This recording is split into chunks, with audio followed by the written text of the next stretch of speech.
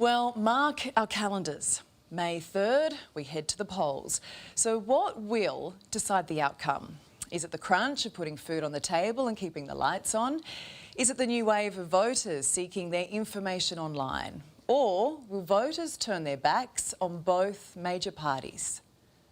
On the 3rd of May, you choose the way forward.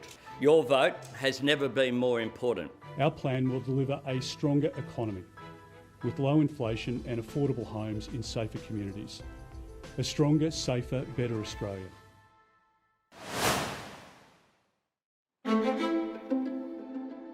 They call this the lucky country, but 18 million Australian voters could be forgiven for thinking the last 3 years haven't felt fortunate at all.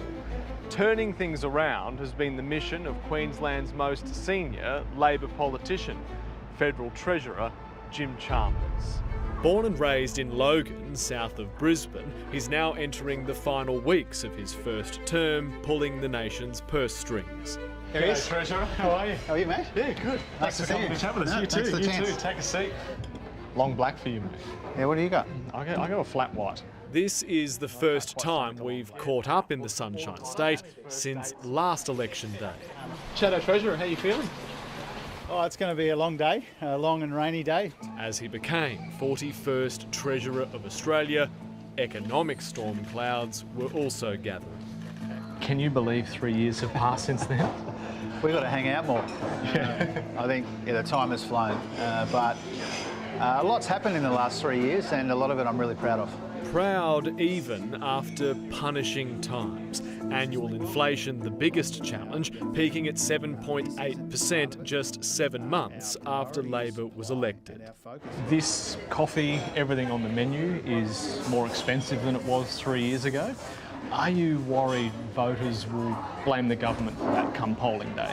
Look, I certainly think the cost of living is probably the most important issue in the election, and it's been the biggest focus of the government the last 3 years. And what we've been able to do is to get inflation, which was absolutely galloping when we came to office, and we've been able to slow it right down, and it's what's given the Reserve Bank the confidence to cut interest rates. Everything on paper points to the fact that we as a country have turned a corner when it comes to cost of living, but there'll be millions of people out there who don't feel that way in their own family finances.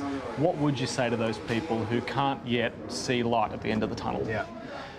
Look, I was born and raised in Logan City. You know, I know what cost of living pressure looks like, and I know what it's like to live in a community where people are doing it tough. And it'll likely be the driving force behind their upcoming decision. As we head into the election, how big an influence will cost of living be on your vote? Number one. Robert and Linda Mayer are pensioners who've turned to support service fivefold. It helps some of the Treasurer's own constituents with cheap clothing, free food staples and, popular among pensioners, $5 haircuts. I think it's biting the worst at the moment that it has ever yet, but we just can't see the light at the moment. Just sort of pull the belt in really tight. And you've already done that to an extent as well. We've done it as much as we can. I don't use the dryer anymore. We are finding there's such a wide scope from single mums to pensioners, kids, no kids. It doesn't matter, everyone's really doing it tough. Melinda and Peter Hartley are the founders of Fivefold.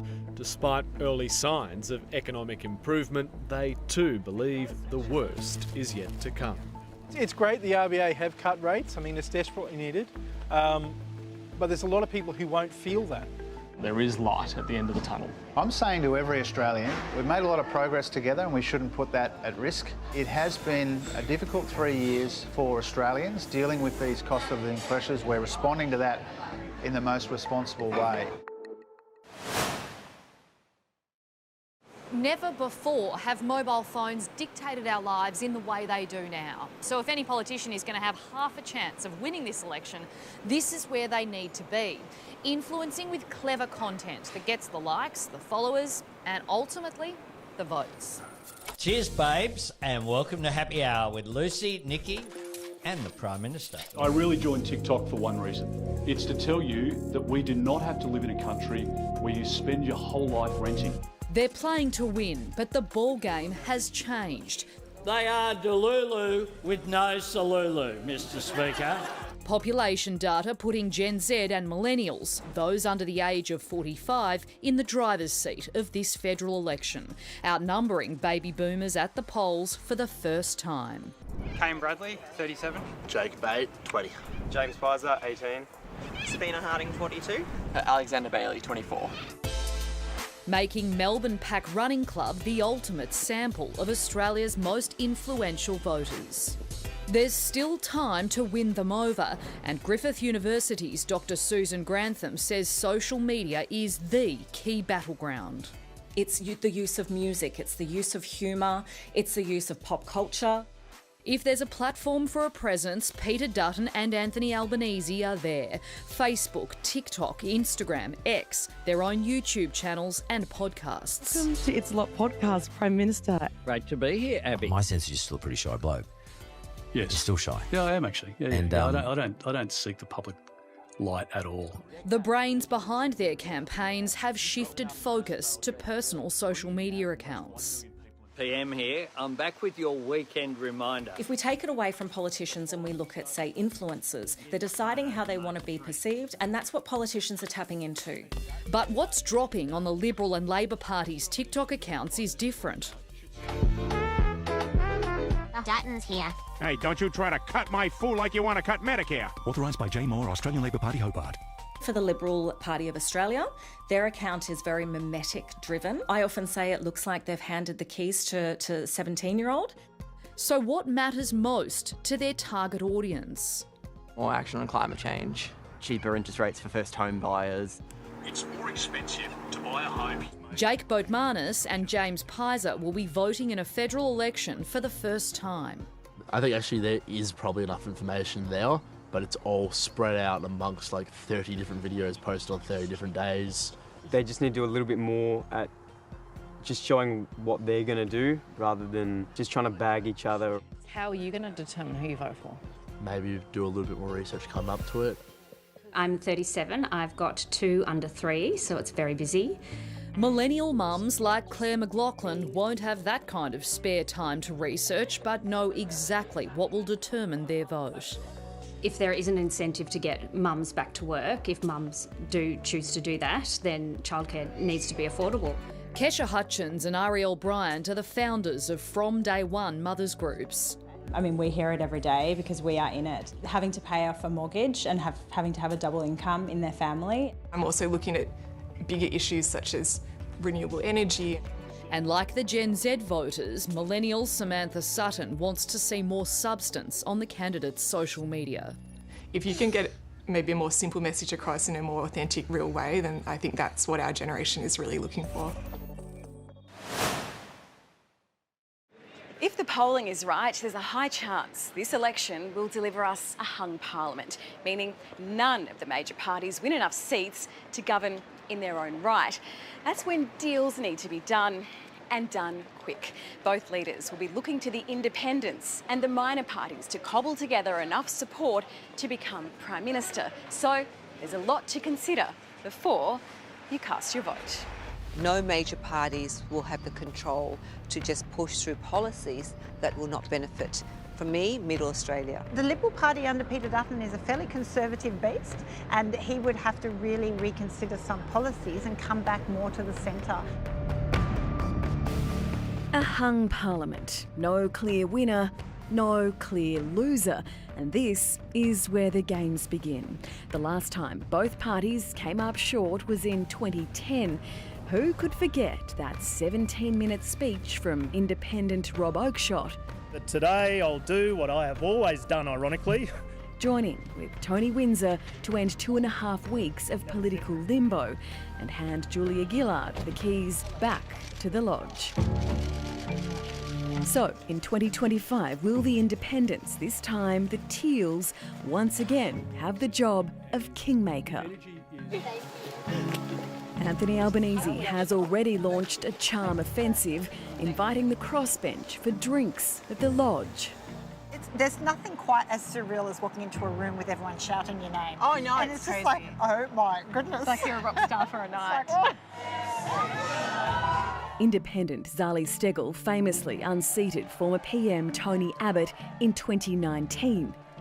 We know that 1 in 3 voters don't vote for the major parties, and that is an ongoing trend for the last generation, and I think it will continue.